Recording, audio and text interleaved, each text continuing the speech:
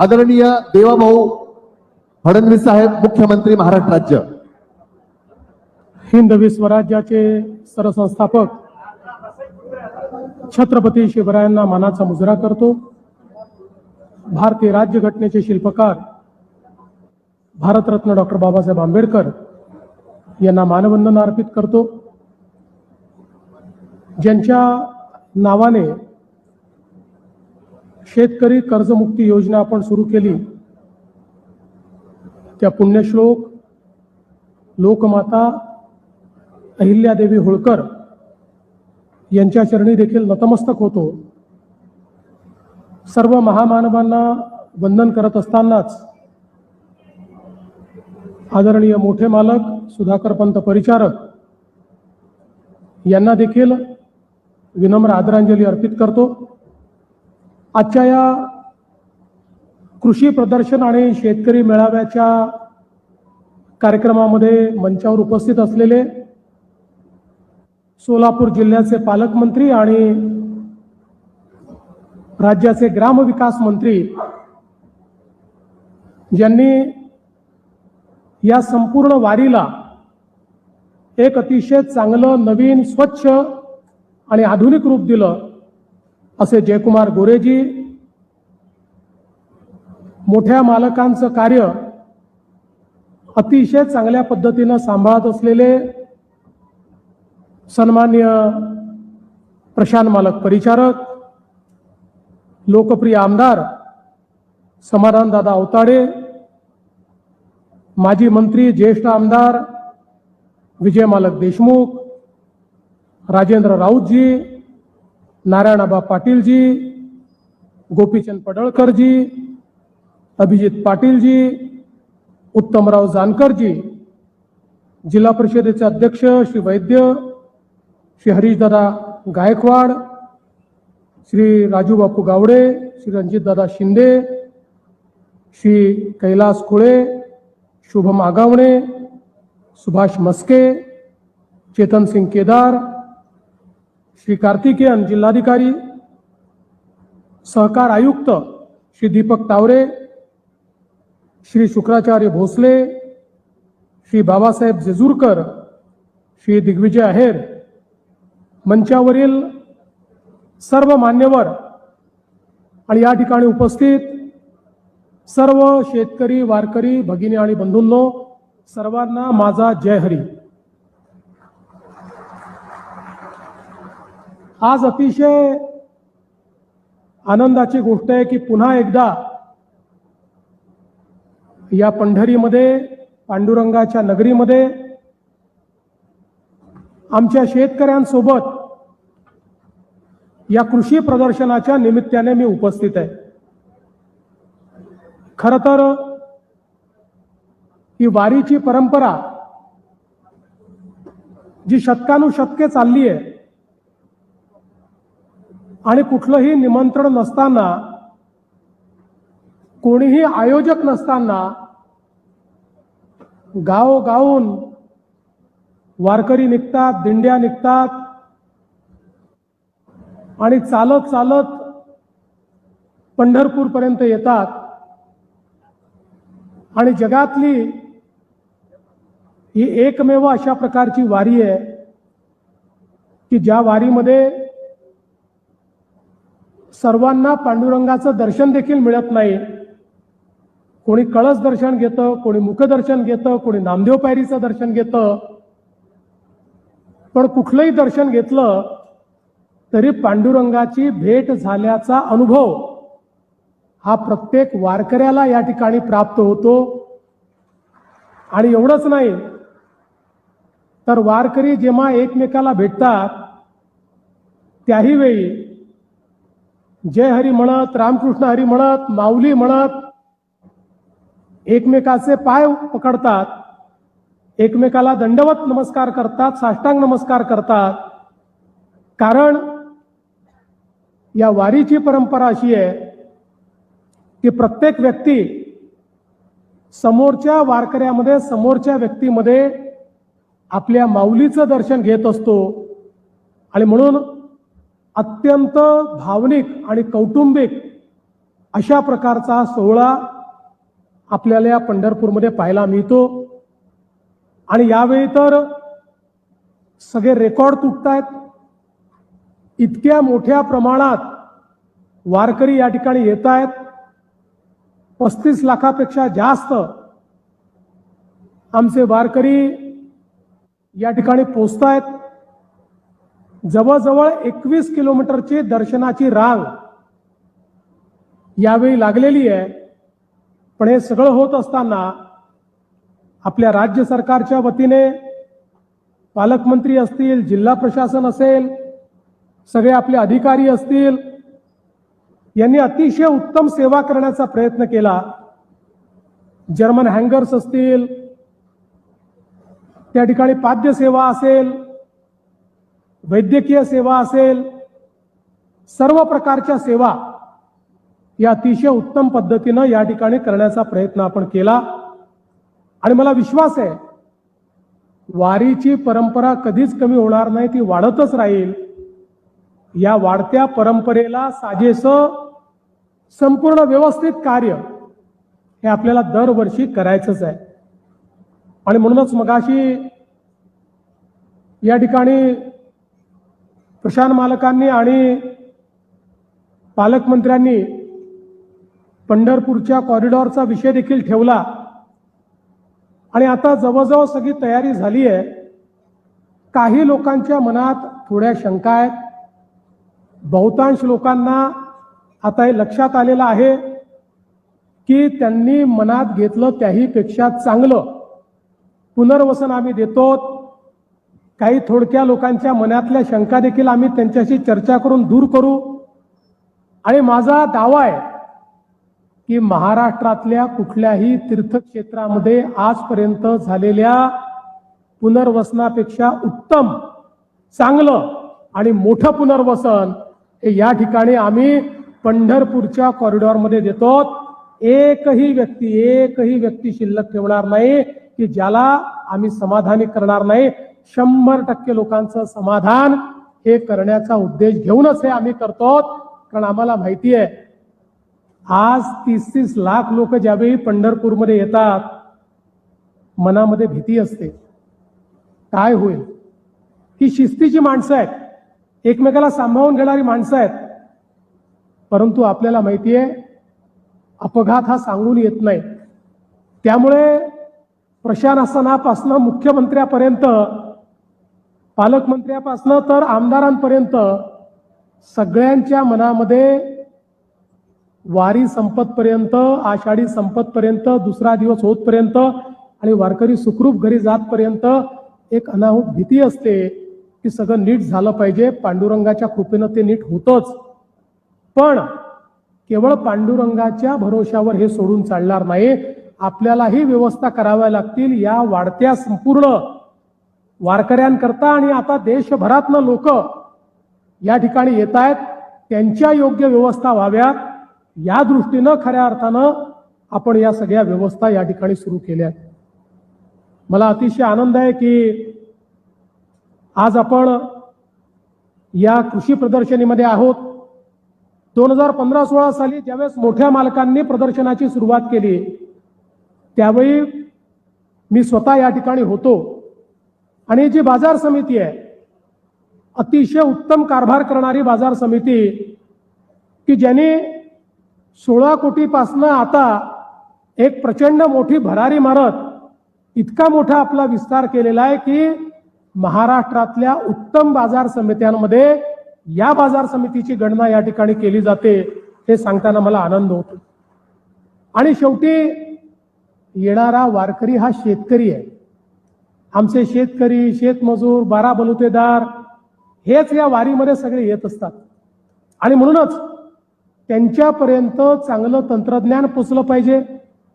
शेतीच्या क्षेत्रात जे नवीन प्रयोग चाललेले आहेत ते पोचले पाहिजेत. या दृष्टीनं खऱ्या अर्थानं या कृषी प्रदर्शनाची सुरुवात झाली.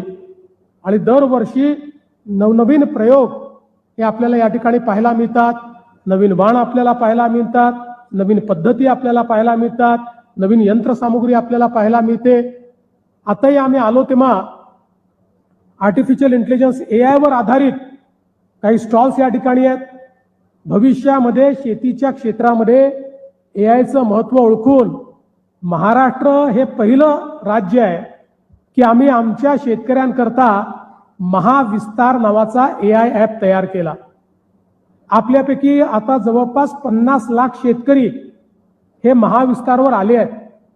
जे आले नाहीत त्यांनी आलं पाहिजे असं माझा आग्रह आहे. कारण हा महाविस्तार म्हणजे तुमचा मित्र आहे. तुम्ही त्याच्याशी गप्पा मारू शकता, तुम्ही त्याच्याशी बोलू शकता. या महाविस्तारला तुम्ही जो प्रश्न विचाराल शेतीशी संबंधित त्या प्रत्येक प्रश्नाचं उत्तर त्याच्याकडे आहे.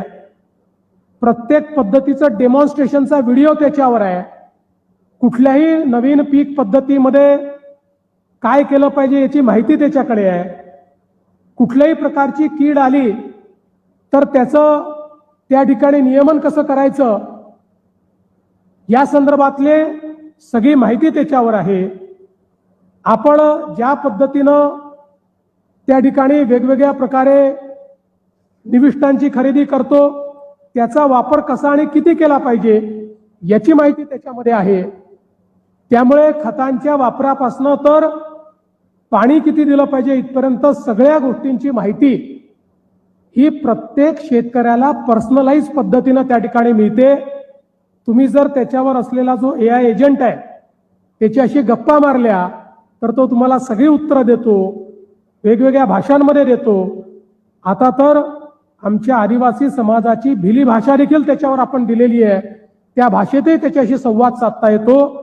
आणि एवढंच नाही तर त्याच्यातनं आपण फोटो काढला तर आपल्या पिकाची परिस्थिती काय आहे, त्याच्यावर कीड येऊ शकते का, आली तर काय केलं पाहिजे, येऊ नये म्हणून काय केलं पाहिजे, या परिस्थितीमध्ये त्याच्या वाढीकरता मायक्रोन्यूट्रिएंट काय दिले पाहिजेत, अशा सगळ्या गोष्टी आज आपल्याला या AI ॲपच्या माध्यमातून कळतात. एका फोटोतून सगळ्या पद्धतीची उत्तरं आज आपल्याला त्या ठिकाणी मिळतात. त्यामुळे आपले पैसेही वाचतात, श्रमही वाचतात आणि आपल्याला अतिशय योग्य माहिती मिळते. पुढच्या काळामध्ये सॉइल टेस्टिंग पासनं तर सगळ्या पद्धती या केवळ आपल्या मोबाईलच्या ॲपच्या माध्यमातून या महाविस्तारच्या माध्यमातून आम्ही शेतकऱ्यांना मिळवून देणार आहोत.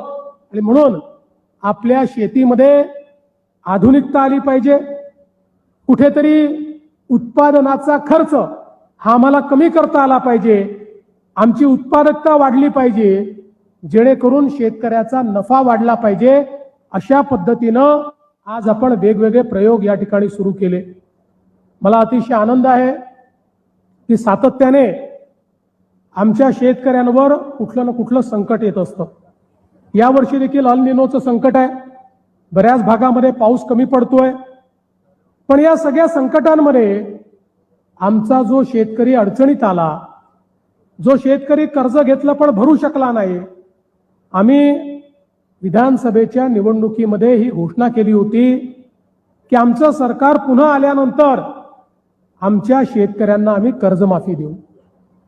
आणि त्यानंतर सरकार आलं.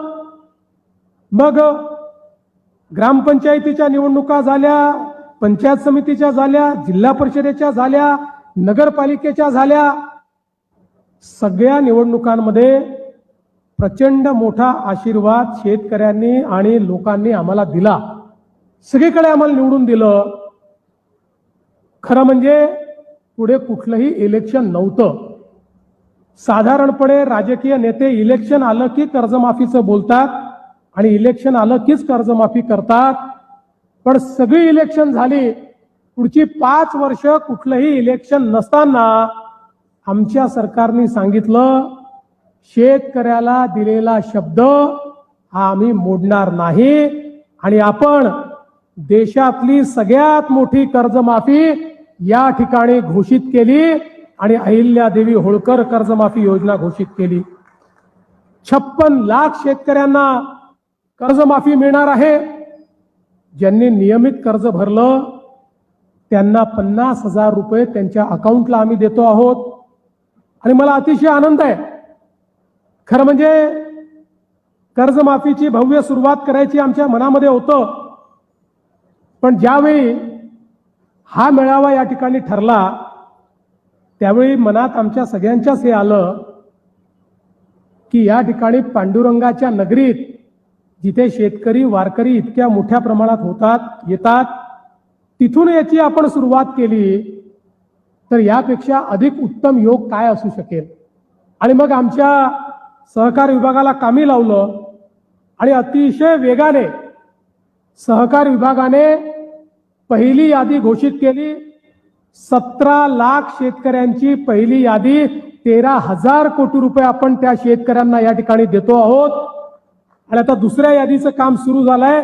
या पहिल्या यादीतले जे शेतकरी आहेत त्यांच्या याद्या गावात जाणार, त्या गेल्या आता.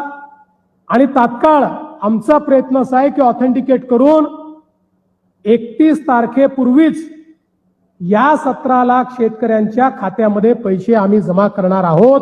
त्याची सुरुवात आम्ही केलेली आहे.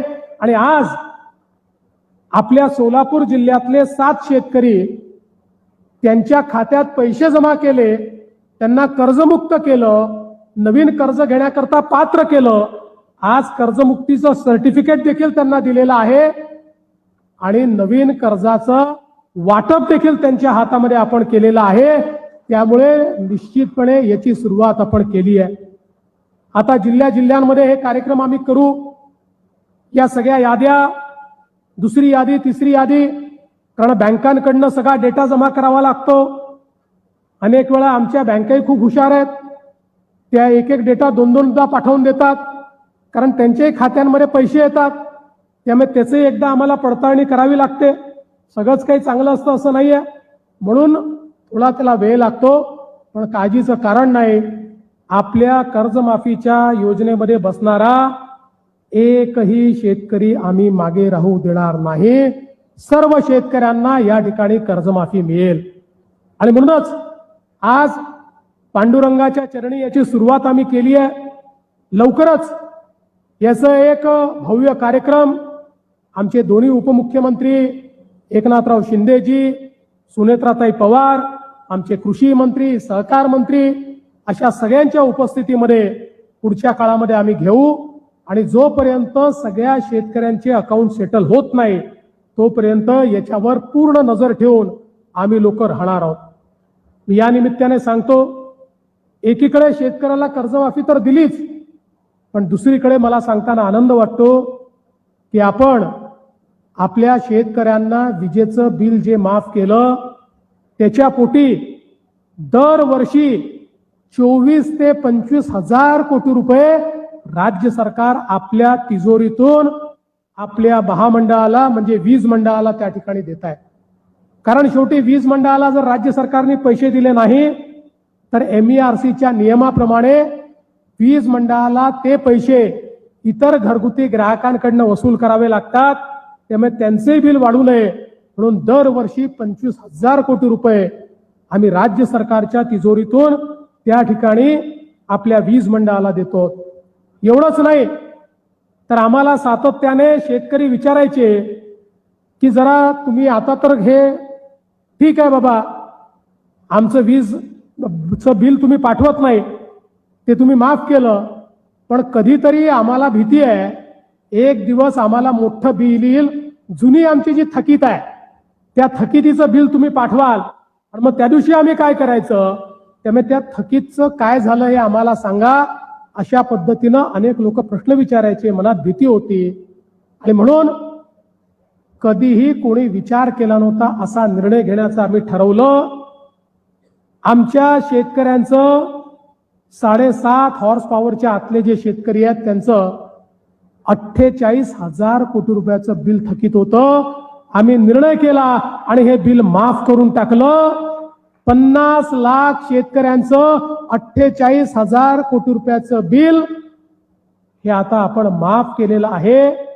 त्यांच्याकडनं ते कधीच वसूल या ठिकाणी केलं जाणार नाही. आणि मला विश्वास आहे की आता 75% राज्यातल्या शेतकऱ्यांना आम्ही दिवसा वीज देतो. पुढच्या काळामध्ये डिसेंबर किंवा मार्च पर्यंत 100% शेतकऱ्यांना आम्हाला दिवसा 12 तास वीज द्यायची आहे. पहिले 8 तास देऊ, मग 10 तास देऊ, मग 12 तास देऊ.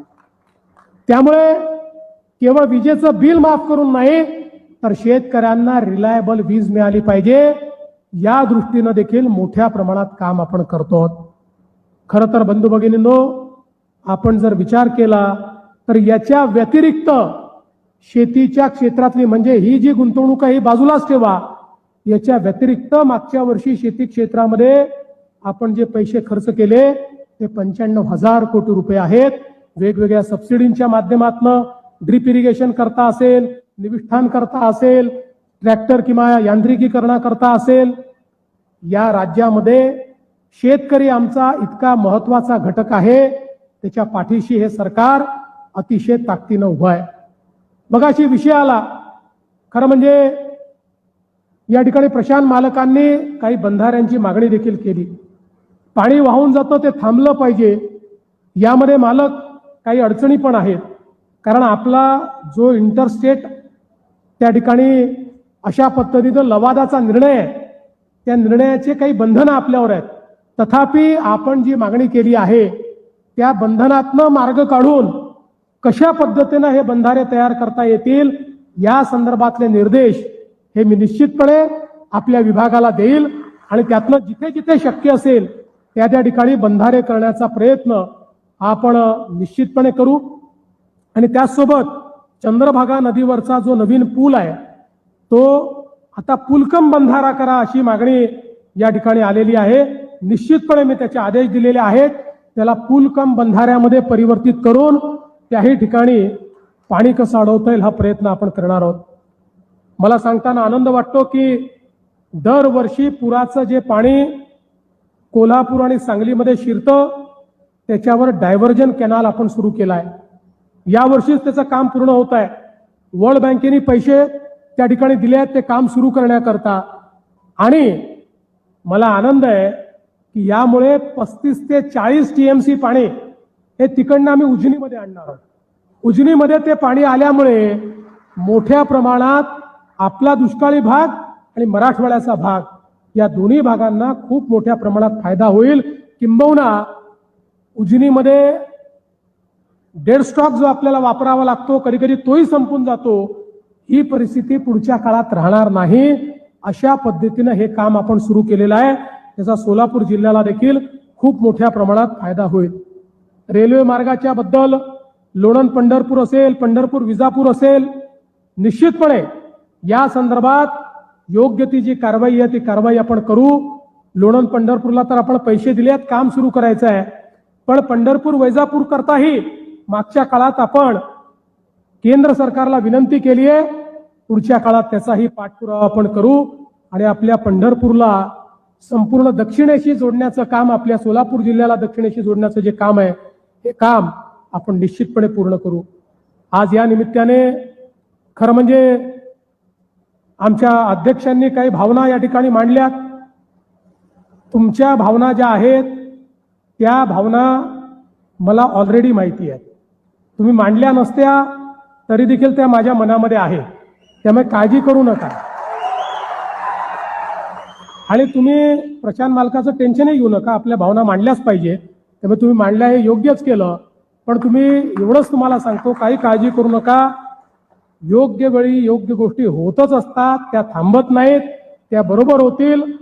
आणि जसं मी मागच्या वेळी सांगितलं की मी एवढ्या ताकदीने तुमच्या संपूर्ण या परिवाराच्या पाठीशी उभा आहे, त्यामुळे काळजी करायचं कारण नाहीये. निश्चितपणे या ठिकाणी योग्य अशा प्रकारे जे आमचे प्रशांत मालक आहेत त्यांचाही सन्मान हा झालेला आपल्याला पाहायला मिळेल, हा विश्वास आपल्याला या निमित्ताने देतो. आज खरं म्हणजे पुन्हा एकदा आपल्या सर्वांचं मनापासून मी आभार आपले मानतो.